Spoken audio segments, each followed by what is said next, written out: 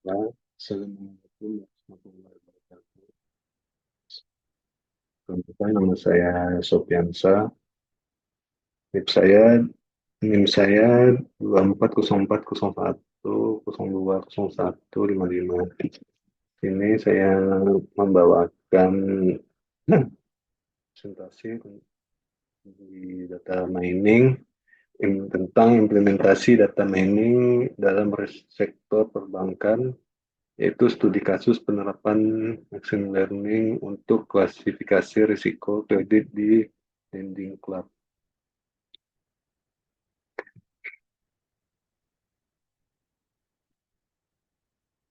Latar belakang dari di kasus ini, pengelolaan risiko kredit adalah aspek krusial bagi lembaga keuangan untuk mengurangi risiko gagal bayar dan meningkatkan akurasi keputusan kredit. Teknik data science dan data mining memungkinkan analisis data historis peminjam guna mengidentifikasi pola yang relevan dengan kelayakan kredit. Penelitian ini menerapkan metode QSDM untuk menganalisis data set lending club dan membangun model klasifikasi yang memprediksi kemungkinan peminjam melunasi pinjaman atau gagal bayar. Hasil penelitian ini diharapkan membantu lembaga keuangan dalam meningkatkan efisiensi dan akurasi mengambil putusan kredit. Nah, nah, ini rumusan masalahnya yaitu yang pertama bagaimana penerapan metode PISDM dalam analisis data pinjaman. Yang kedua, algoritma klasifikasi apa yang paling efektif dalam memprediksi gagal bayar. Yang ketiga, faktor-faktor apa saja yang paling berpengaruh terhadap kemungkinan gagal bayar pinjaman. Yang keempat, sejauh mana hasil prediksi model dapat digunakan dalam pengambilan keputusan keuangan. Selanjutnya menggunakan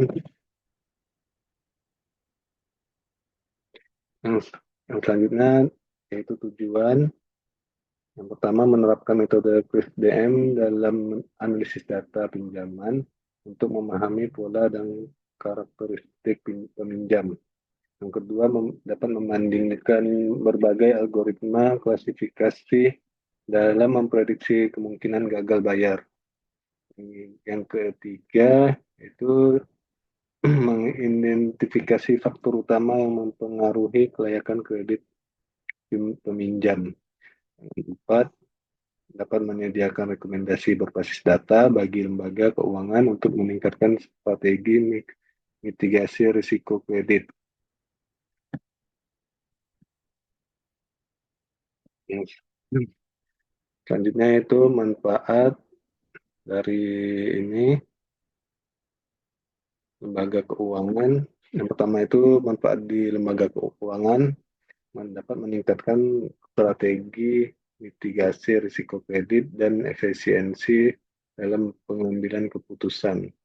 Yang kedua, investor membantu dalam menilai risiko investasi dan membuat keputusan yang lebih bijak berdasarkan data historis peminjam.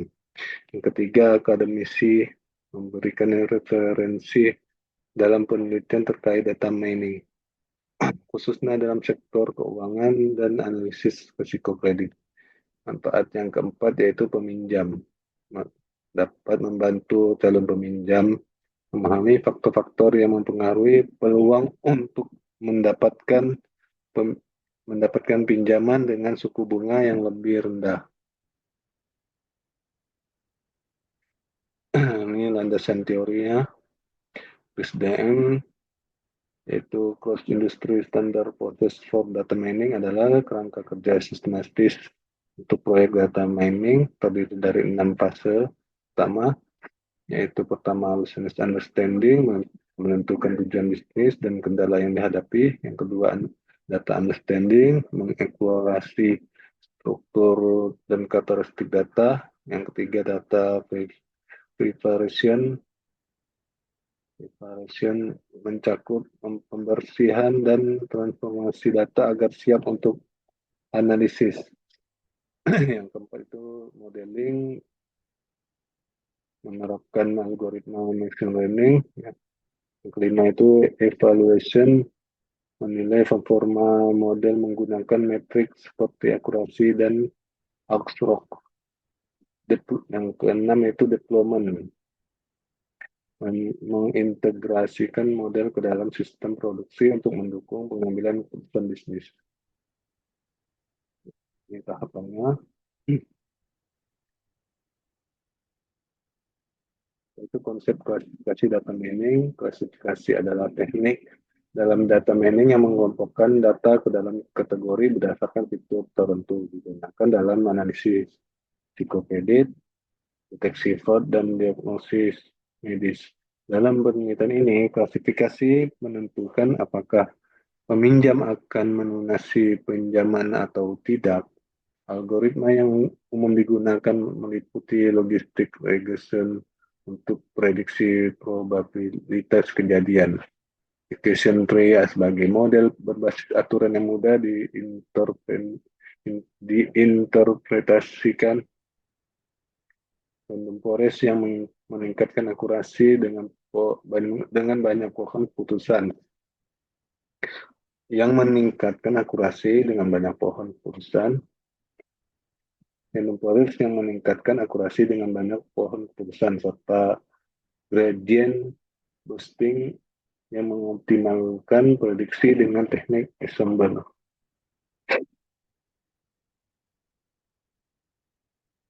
Selanjutnya itu sumber data. Ini sumber datanya, penelitian ini menggunakan dataset publik dari Lending Club, platform peer-to-peer lending yang mencakup data historis peminjam dari tahun 2007 hingga tahun 2010. Dataset ini berisi ribuan entry dengan berbagai atribut finansial dan riwayat kredit yang dapat digunakan untuk membangun model prediksi dalam menganalisis risiko gagal bayar tersedia di Kigel. Tersedia di aplikasi Kigel, menggunakan aplikasi Kigel. Dataset ini telah banyak digunakan dalam penelitian terkait analisis kredit. Nah, ini tahapan analisis KRIS-DM. Penelitian ini menerapkan metodologi KRIS-DM, Cross Industry Standard Process for Data Mining, untuk memastikan proses analisis data berlangsung secara sistematis dan terstruktur. KRIS-DM terdiri dari 6 tahapan. Yang utama, yang tadi saya sebutkan sebelumnya, yaitu yang pertama business understanding, yang kedua data understanding, yang ketiga data preparation, keempat modeling, yang kelima evaluation, yang keenam deployment. Nah, yang pertama data understanding, business science understanding, itu risiko gagal bayar merupakan tantangan besar bagi investor dan lembaga keuangan, berpotensi menyebabkan kerugian finansial dan mengganggu stabilitas keuangan. Penelitian ini bertujuan membangun model klasifikasi prediktif untuk mengidentifikasi kemungkinan gagal bayar berdasarkan atribut historis peminjam seperti skor kredit, risiko utang terhadap pendapatan, dan riwayat pembayaran. Model ini diharapkan membantu mengurangi risiko kredit, meningkatkan profitabilitas, serta mengoptimalkan strategi investasi dengan analisis data yang lebih akurat dan sistematis. Tahap ini mengeksplorasi data planning club itu dari tahun 2007 sampai tahun 2010 untuk memahami struktur, distribusi variabel, dan hubungan antar fitur dalam memprediksi gagal bayar. Dataset mencakup berbagai atribut peminjam seperti kredit polis, yaitu kelayakan kredit, year past, tunjukan pinjaman, in rates, suku bunga, integer rates, suku bunga, installment angsuran bulanan, FICO skor kredit, DTI rasio utang terhadap pendapatan, serta fully paid sebagai variabel target. Analisis statik dan visualisasi akan digunakan untuk menemukan pola yang mendukung peningkatan akurasi model prediksi risiko kredit. Nah, ini ringkasan statistik kolom numerik. Pada tahap ini dilakukan analisis statistik deskriptif terhadap kolom numerik dalam dataset. Ringkasan statistik ini mencakup nilai rata-rata median, standar deviasi, nilai minimum dan nilai maksimum. Serta kuartil. Analisis ini membantu dalam memahami kecenderungan sentral, sebaran data, dan distribusi masing-masing variabel, sehingga dapat memberikan wawasan awal mengenai pola dan karakteristik dataset yang akan digunakan dalam pemodelan.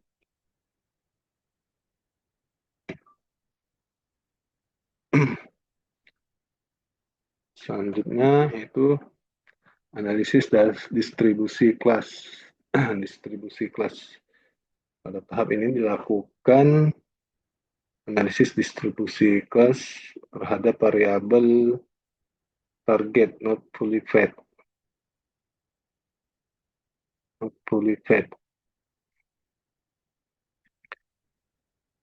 Serta fitur credit policy dan surplus.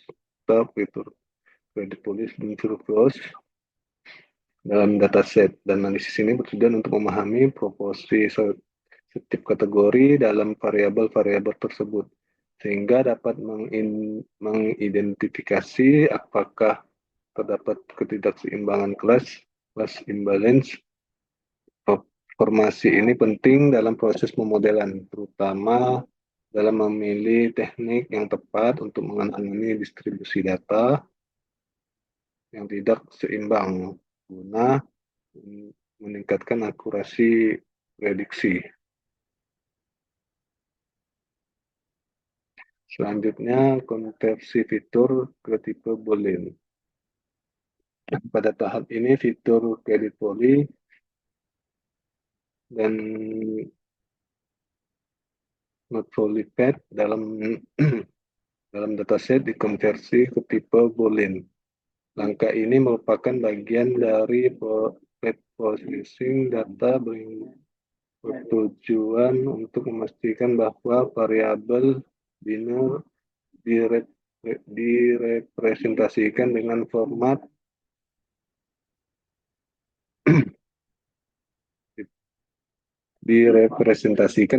yang sesuai dalam analisis data dan model pembelajaran mesin.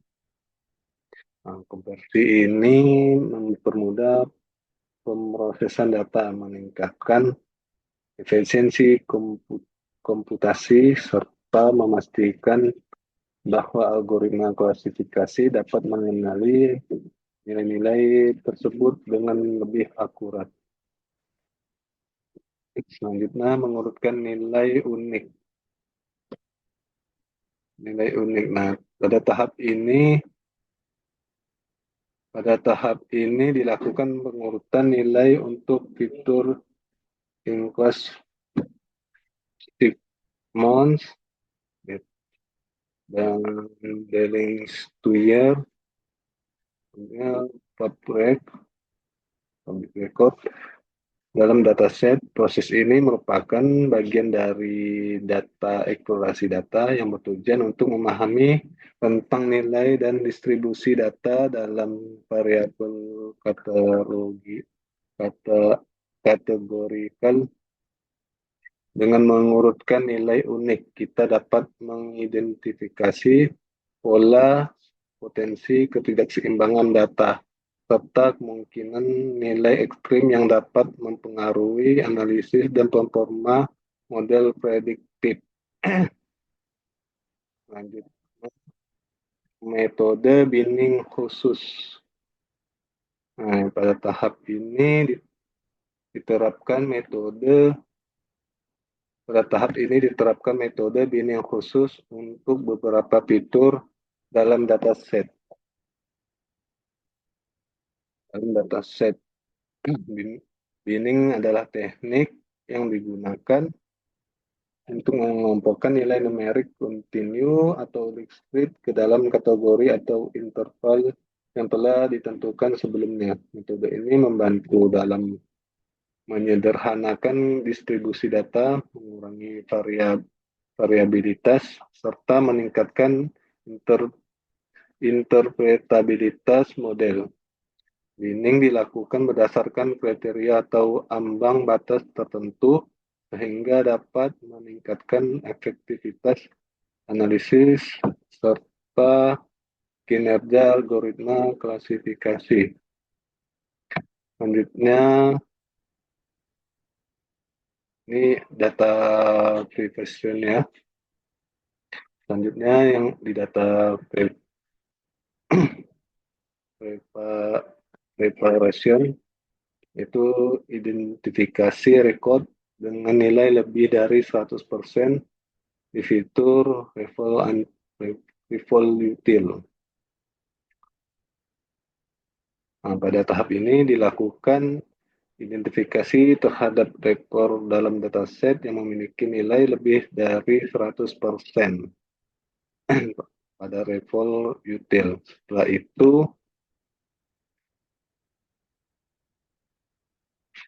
itu rekor tersebut difilter dengan nilainya diperbarui menjadi 100% untuk menjaga konsistensi data. Fitur level util mempresentasikan tingkat pemanfaatan kredit bergulir oleh peminjam,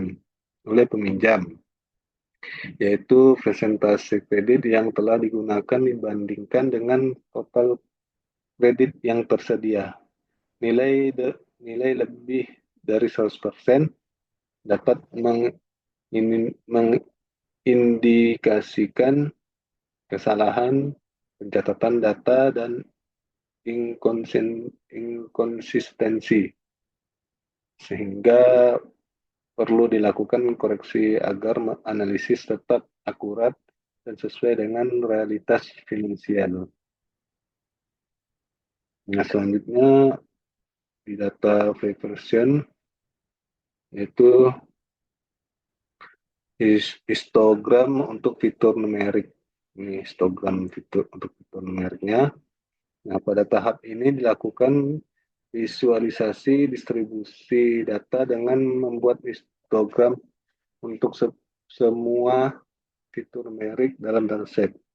Histogram digunakan untuk memahami pola distribusi setiap fitur, termasuk kecenderungan sebaran dan kemungkinan adanya outlier. Analisis distribusi data melalui histogram membantu mengidentifikasi pola dan karakteristik dataset, seperti apakah data berdistribusi normal, miring ke kiri atau ke kanan,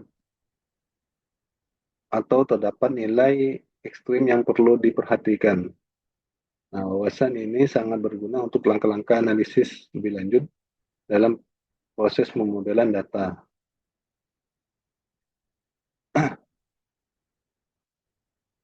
Selanjutnya yaitu tahap selanjutnya dari data preparation yaitu transformasi logaritma dari fitur revolval. Nah, pada tahap ini dilakukan logaritmik terhadap fitur revolval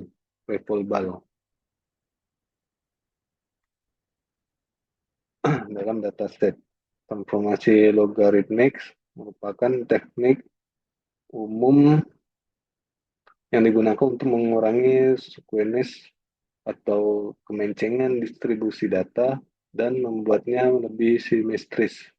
Dengan menerapkan transformasi ini, distribusi data menjadi lebih seimbang, sehingga dapat meningkatkan performa berbagai algoritma, machine learning, dan analisis statistik. Teknik ini juga membantu dalam menangani nilai ekstrim, hotel, serta meningkatkan interpretabilitas model prediktif.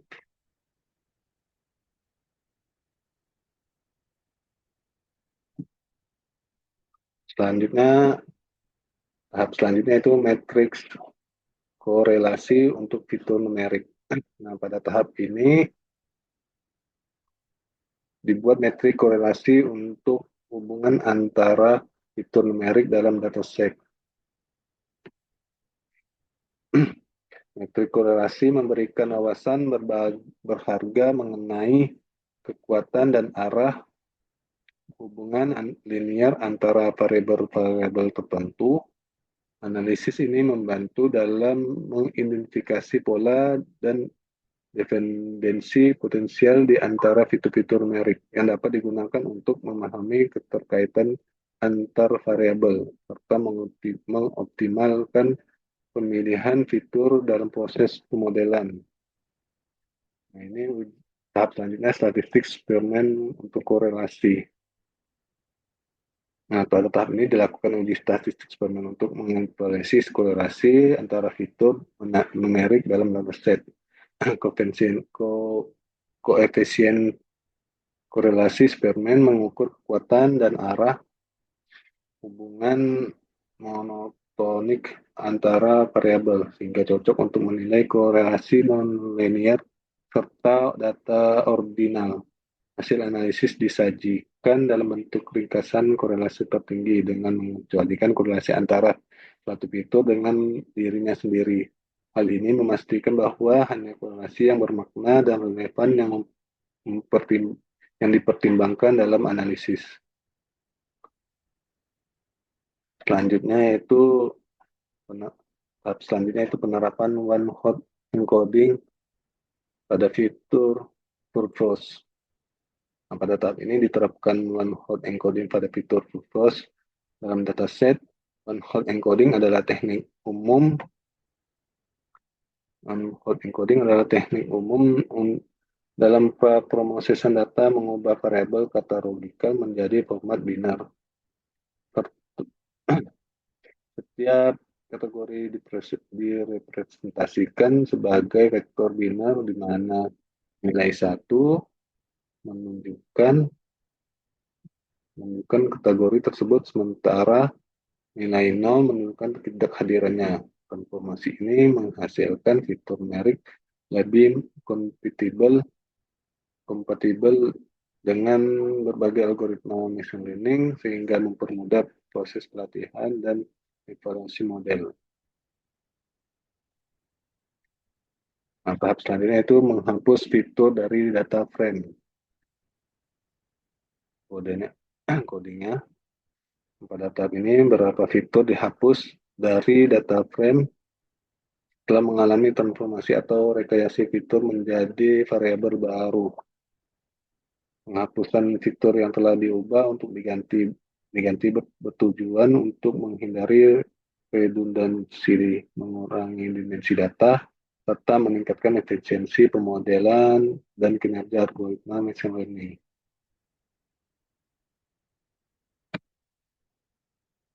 Selanjutnya yaitu tahapan selanjutnya yaitu encoding bins dengan label encoder. Nah, pada tahap ini dilakukan label encoding untuk mengubah kategori dalam fitur bin menjadi dalam fitur bin nah ini, menjadi representasi numerik. Label encoding adalah teknik prapromosian data yang umum digunakan untuk mengonversi variabel bakal menjadi format merik sehingga dapat digunakan oleh berbagai algoritma machine learning. Teknik ini memastikan bahwa model dapat memahami dan memproses data dengan lebih efektif. Selanjutnya, tahap selanjutnya itu splitting data. Pada tahap ini, dataset dibagi menjadi training set dan testing set. Ini training set dan testing set.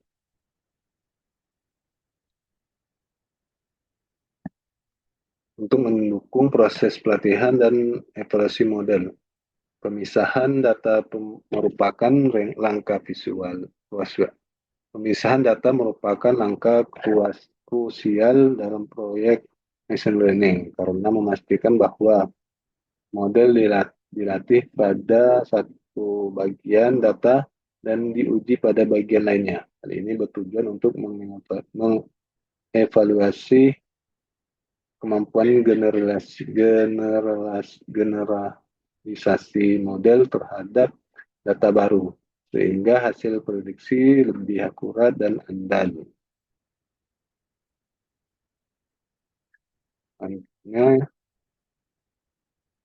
Tahap selanjutnya itu normalisasi fitur numerik. Pada tahap ini dilakukan normalisasi terhadap fitur numerik dalam dataset. Normalisasi adalah teknik pemrosesan yang bertujuan untuk mengskalakan nilai fitur ke dalam rentang yang seragam, biasanya antara 0 dan 1 atau min 1 dan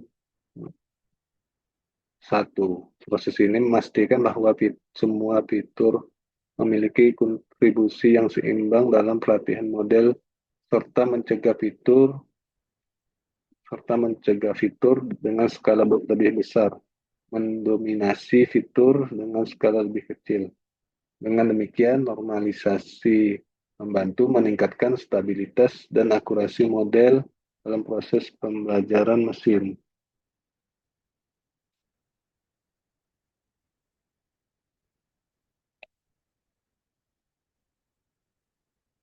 Selanjutnya itu modeling dan evaluation. Nah, ini tahap selanjutnya pelatihan dan pemilihan model awal. Pada tahap awal pemodelan dilakukan pelatihan 3 model pembelajaran mesin untuk memprediksi status pelunasan pinjaman berdasarkan fitur dalam dataset. Model yang dipilih untuk pelatihan adalah Random Forest, Classifier, XGBoost,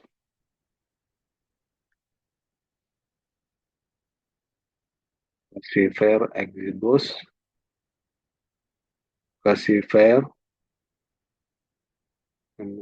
ini pelatih adalah Random Forest Classifier, XGBoost Classifier, Logistic Regression. Berikut alasan pemilihan model tersebut.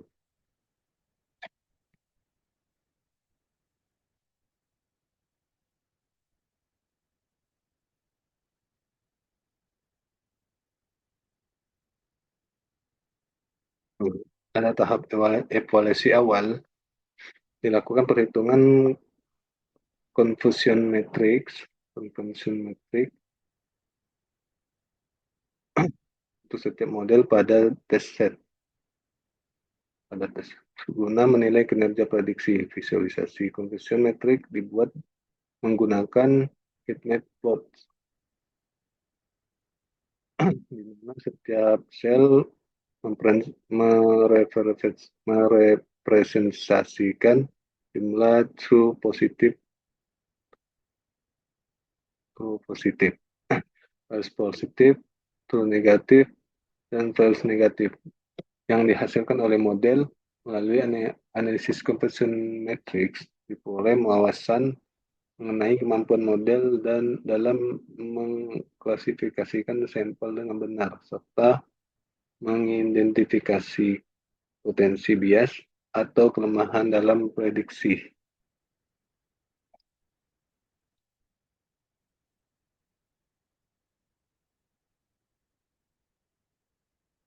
Selanjutnya itu tahap deployment bertujuan untuk mengintegrasikan model klasifikasi prediktif ke dalam sistem produksi agar dapat digunakan oleh pengguna akhir seperti lembaga keuangan dan investor. Deployment mencakup berbagai aspek termasuk pemilihan infrastruktur, integrasi dengan aplikasi pengguna, serta strategi pemantauan dan perawatan model setelah implementasi. Yang pertama, pemilihan infrastruktur mencakup code-based deployment, API deployment atau admin deployment.